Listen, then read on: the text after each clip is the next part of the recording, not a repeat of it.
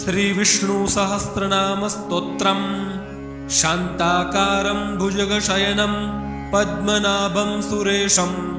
विश्वाधारं गगनसदृशं मेघवर्णं शुभांगं लक्ष्मीकान्तं कमलनयनं योगिभिर्ध्यानगम्यं वन्दे विष्णुं भवभयहरं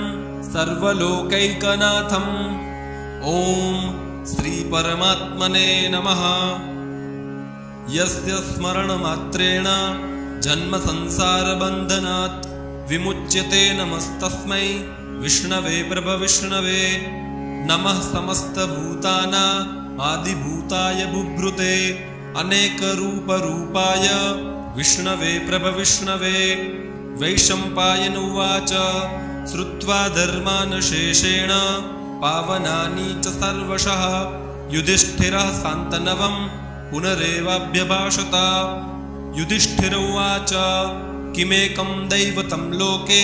किं वाप्येकं परायणं स्तुवन्तः कं कमर्चन्तः प्राप्नुर्युर्मानवः शुभं। को धर्मः सर्वधर्माणां भवतः परमो मतः किं जपन्मुच्यते जन्तुर्जन्म संसारबन्धनात्। भीष्म उवाच जगत्प्रभुं देवदेव मनन्तं पुरुषोत्तमं स्तुवन्नाम सहस्रेण पुरुषः सततोत्थितः तमेव चार्चयन् नित्यं भक्त्या पुरुषमव्ययं ध्यायन् स्तुवन्नमस्यंश्च यजमानस्तमेव च। अनादिनिधनं विष्णुं सर्वलोकमहेश्वरं लोकाध्यक्षं स्तुवन् नित्यं सर्वदुःखातिगो भवेत्। ब्रह्मण्यं सर्वधर्वज्ञं लोकानां कीर्तिवर्धनं लोकनाथं महद्भूतं सर्वभूतभवोद्भवम्। एष मे सर्वधर्माणां धर्मोऽधिकतमो मतः यद्भक्त्या पुण्डरीकाक्षं स्तवैरच्चैन्नरः सदा। परमं यो महत्तेजः परमं यो महत्तपः परमं यो महद्ब्रह्म परमं यः परायणं। पवित्राणां पवित्रं यो मङ्गलानां च मङ्गलं दैवतं दैवतानां च भूतानां यो व्ययः पिता। यतः सर्वाणि भूतानि भवन्त्यादियुगागमे यस्मिंश्च प्रलयं यान्ति पुनरेव युगक्षये। तस्य लोकप्रधानस्य जगन्नाथस्य भूपते विष्णुर्नाम सहस्रं मे शृणु पापभयापहम्। यानि नामानि गौणानि विख्यातानि महात्मनः ऋषिभिः परिगीतानि तानि वक्ष्यामि भूतये। ॐ विश्वं विष्णुर्वषट्कारो भूतभव्या भवत्प्रभुः भूतकृद्भूतभुद्भावो भूतात्मा भूतभावनः भूतात्मा परमात्मा च मुक्तानां परमागतिः अव्ययः पुरुषः साक्षी क्षत्रज्ञोऽक्षर एव च। योगो योगविदां नेता प्रधानपुरुषेश्वरः नारसिंहः वपुः श्रीमान् केशवः पुरुषोत्तमः सर्वः सर्वः शिवस्थाणुर्भूतादिर्निधिरव्ययः सम्भवो भावनो भर्ता प्रभवः प्रभुरीश्वरः स्वयंभुः शम्भुरादित्यः पुष्कराक्षो महास्वनः अनादिनिधनो दाता विधाता धातुरुत्तमः अप्रमेयो ऋषिकेशः पद्मनाभो मरप्रभुः विश्वकर्मा मनुस्त्वष्टा स्थविष्ठः स्थविरो ध्रुवः अग्राह्यः शाश्वतः कृष्णो लोहिताक्षः प्रतर्दनः प्रभूतस्त्रीककुब्धाम पवित्रं मङ्गलं परम् ईशानः प्राणदः प्राणो ज्येष्ठः श्रेष्ठः प्रजापतेः हिरण्यगर्भो भूगर्भो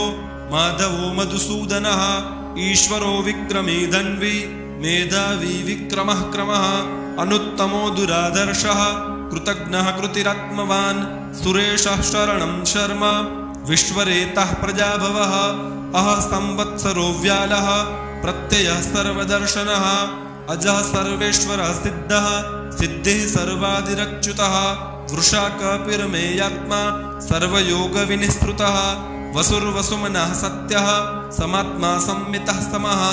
अमोघः पुण्डरीकाक्षो वृषकर्मा वृषाकृतिः रुद्रो बहुशिरा बभ्रुर्विश्वयोनिः सृजस्रवः अमृतः शाश्वतः स्थाणुर्वरारोहो महातपः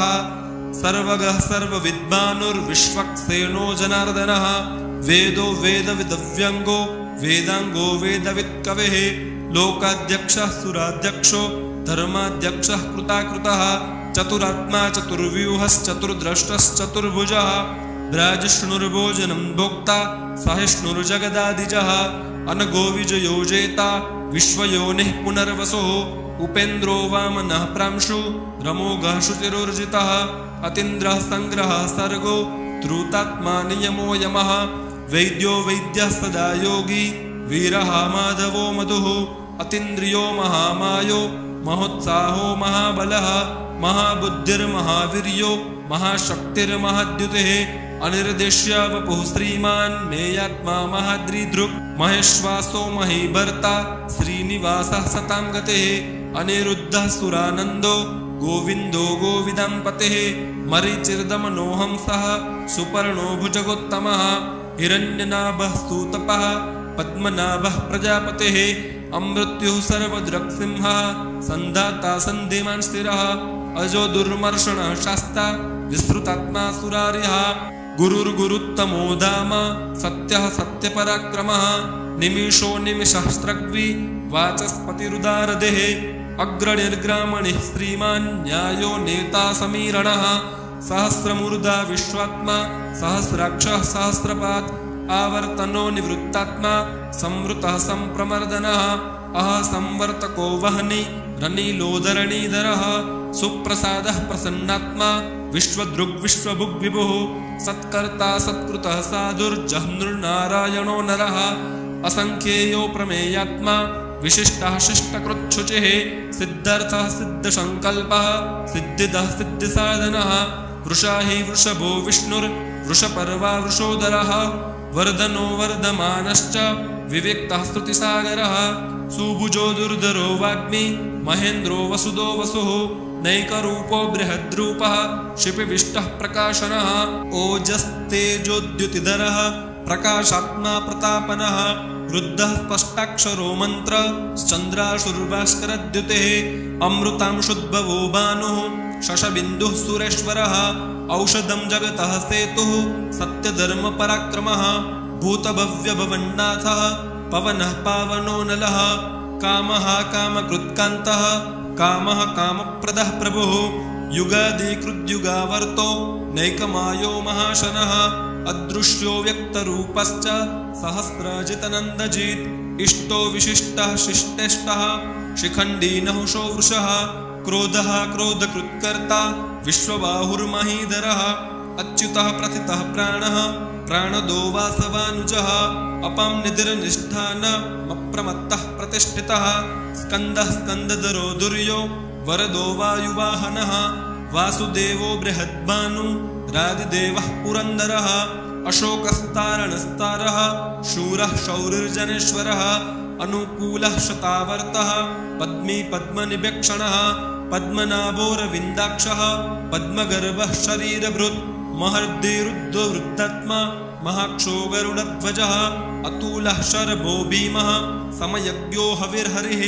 सर्वलक्षणलक्षणीयो लक्ष्मीवान् समितिञ्जयः विक्षरो रोहितो मार्गो हेतुर्दामोदरः सहः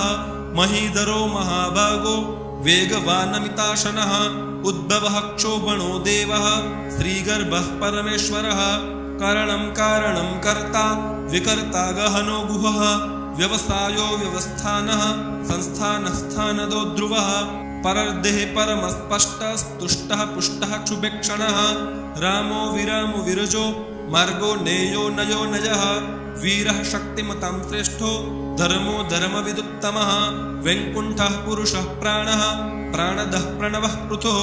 हिरण्यगर्भः शत्रुघ्नो व्याप्तो वायुर्दोक्षजः ऋतुः सुदर्शनः कालः परमेष्ठी परिग्रहः उग्रः संवत्सरो दक्षो विश्रामो विश्वदक्षिणः विस्तारः स्थावरस्थाणुः प्रमाणं बीजमव्ययम् अर्थोऽनर्थो महाकोशो महाभोगो महाधनः अनिर्विण्णः स्थविष्ठो भूर्धर्मयूपो महामखः नक्षत्रनेमिर्नक्षत्री क्षमः क्षामः समीहनः यज्ञ इज्यो महेज्यश्च क्रतुः सत्रं सतां गतिः सर्वदर्शी विमुक्तात्मा सर्वज्ञो ज्ञानमुत्तमम् सुव्रतः सुमुखः सूक्ष्मः सुघोषः सुखदः सुरत् मनोहरजितक्रोधो वीरबाहुर्विदारणः स्वापनः स्ववशो व्यापी नैकात्मा नैककर्मकृत् वत्सरो वत्सलो वत्सी रत्नगर्भो धनेश्वरः धर्मगुब्धर्मकृद्धर्मी सदशक्षरमक्षरम् अविज्ञाता सहस्रांशुर्विधाता कृतलक्षणः गभस्तीनेमि सत्त्वस्थः सिंहो भूतमहेश्वरः आदिदेवो महादेवो देवेशो देवभृद्गुरुः उत्तरो गोपतिर्गोप्ता ज्ञानगम्यः पुरातनः शरीरभूतभृद्भोक्ता कपीन्द्रो भूरिदक्षिणः सोमपोमृतपः सोमः पुरुजित्पुरुषोत्तमः विनयोजयः सत्यसन्धो दाशरः सात्वतां पतेः जीवो विनयिता साक्षी मुकुन्दो मितविक्रमः अम्भो निधिरनन्तात्मा महोदधिशयोऽन्तकः अजो महारः स्वाभव्यो जितामित्रः प्रमोदनः आनन्दो नन्दनो नन्दः सत्यधर्मा त्रिविक्रमः महर्षिः कपिलाचार्यः कृतज्ञो मेदिनीपतेः त्रिपदस्त्रिदशाध्यक्षो महाशृङ्गः कृतान्तकृत् महावराहो गोविन्दः सुषेणः कनकाङ्गदी गुह्यो गभीरो गहनो गुप्तश्चक्रगदाधरः वेदः स्वाङ्गोजितः कृष्णो दृढसङ्कर्षणोच्युतः वरुणो वारुणो वृक्षः पुष्कराक्षो महामनः भगवन् भगहानन्दी वनमाली भलायुधः आदित्यो ज्योतिरादित्यः सहिष्णुर्गतिसप्तमः सुधन्वाखण्डपरशुर्दारुणो द्रविणप्रदः दिविस्पृक्सर्वदृग्व्यासो वाचस्पतिरयो निजः त्रिसामासामगः साम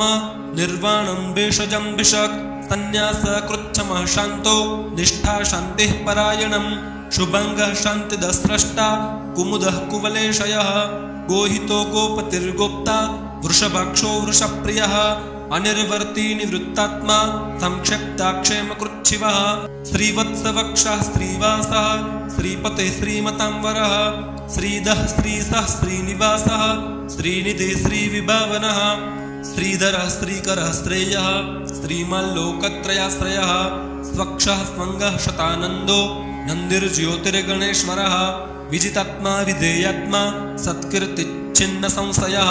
उदीर्णः सर्वतश्चक्षुरनीशः शाश्वतस्थिरः भूषयो भूषणो भूतिर्विशोकः शोकनाशनः अर्चिष्मानर्चितः कुम्भो विशुद्धात्मा विशोधनः अनिरुद्धो प्रतिरथः प्रद्युम्नो मितविक्रमः कालनेमिनिः वीरः शौरिः शूरजनेश्वरः त्रिलोकात्मा त्रिलोकेशः केशवः केशिः हरेः कामदेवः कामपालः कामी कान्तः कृतागमः अनिर्देश्य वपुर्विष्णुर्वीरो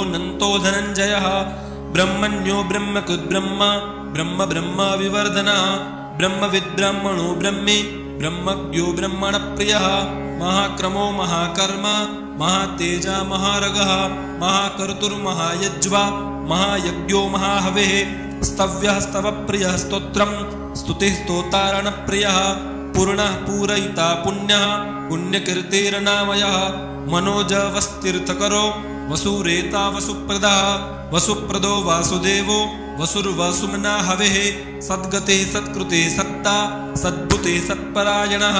शूरसेनो यदुश्रेष्ठः सन्निवासः सुयामुनः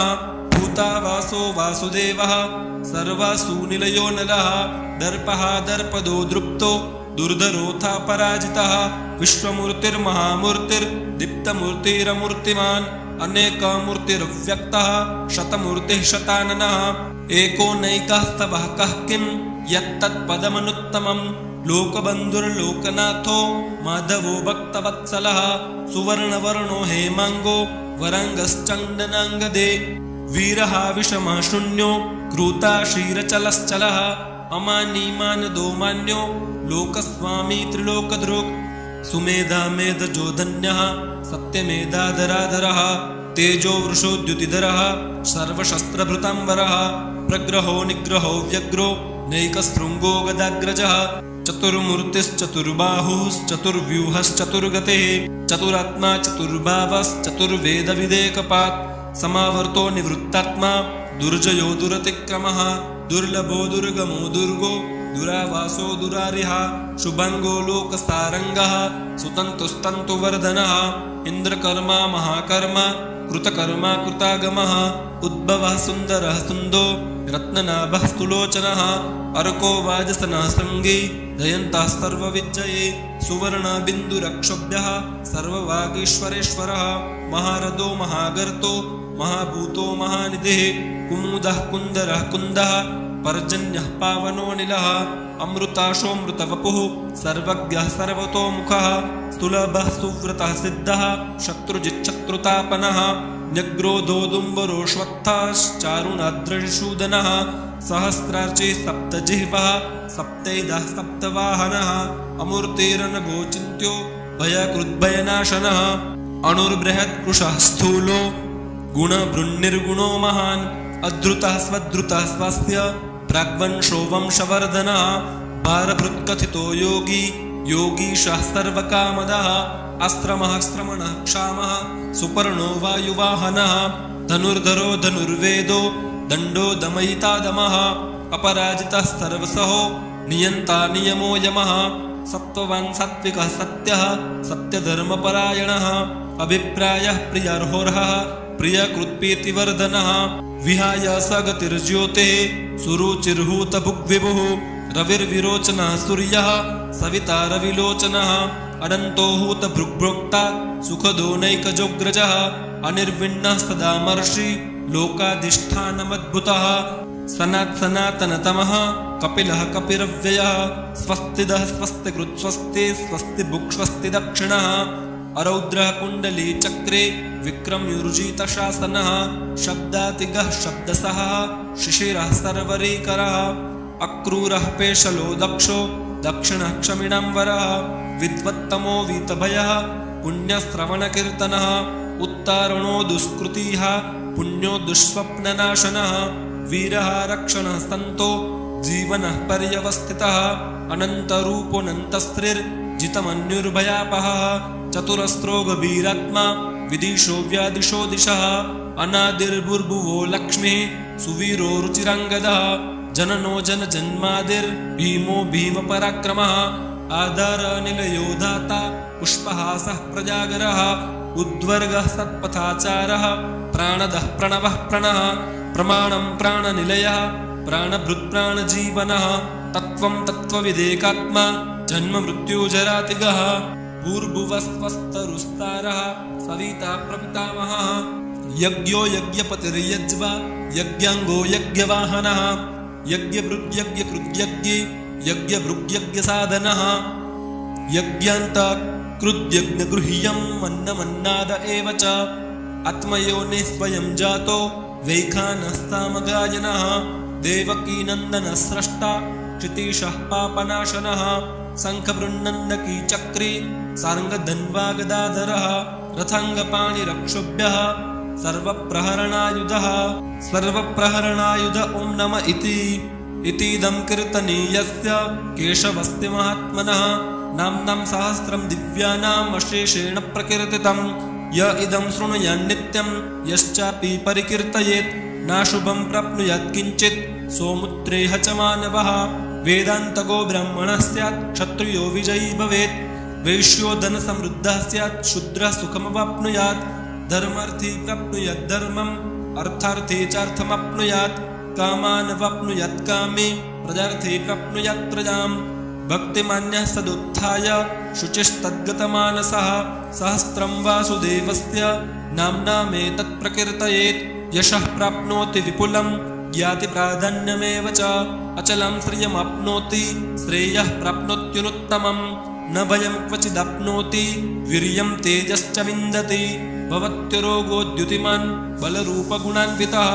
रोगार्तो मुच्यते रोगात् बद्धो मुच्येत बन्धनात् भयान्मुच्येत भीतस्तु मुच्येतापन्न आपदः दुर्गुणात्यतितरत्याशु पुरुषः पुरुषोत्तमम् स्तुवन्नाम सहस्रेण नित्यं भक्तिसमन्वितः वासुदेवाश्रयो मर्त्यो वासुदेवपरायणः सर्वपापविशुद्धात्मा याति ब्रह्म सनातनम् न वासुदेव भक्तानाम् अशुभं विद्यते क्वचित् जन्म मृत्युजरा व्याधि भयं नैवोपजायते इमं स्तवमधीयानः श्रद्धा भक्तिसमन्वितः युज्येतात्मसुखशान्ति श्रीधुतिस्मृतिकीर्तिभिः न क्रोधो न च मत्सर्यं न लोभो नाशुभा मतिः भवन्ति कृतपुण्यानां भक्तानां पुरुषोत्तमे द्यौः स चन्द्रार्कनक्षत्रा खं दिशो भूर्महोदधिः वासुदेवस्य वीर्येण विद्रुतानि महात्मनः ससुरासुरगन्धर्वं स यक्षोरगराक्षसं जगद्वशे वर्ततेदं कृष्णस्य सचराचरम् इन्द्रियाणि मनोबुद्धेः सत्त्वं तेजो बलं धृतिः वासुदेवात्मकन्याहुः क्षत्रं क्षत्रज्ञ एव च सर्वागमनमाचारः प्रथमं परिकल्पते आचारप्रभवो धर्मो धर्मस्य प्रभुरच्युतः ऋषयः पितरो देवा महाभूतानि धातवः जङ्गमं चेदं जगन्नारायणोद्भवं योगो ज्ञानं तथा साङ्ख्यं विद्या शिल्पादिकर्म च वेदः शास्त्राणि विज्ञानम् एतत् सर्वं जनार्दनात् एको विष्णुर्महद्भूतं पृथग्भूतान्यनेकशः त्रिलोकान् व्याप्य भूतात्मा भुङ्क्ते विश्वभुगव्ययः इमं स्तवं भगवतो विष्णुर्व्यासेन कीर्तितं पठेद्य इच्छेत् पुरुषः श्रेयः प्राप्तुं सुखानि च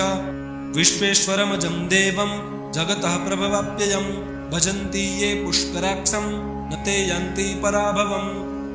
ॐ तत्सदिति श्रीमहाभारते शतसाहस्र्यां संहितायां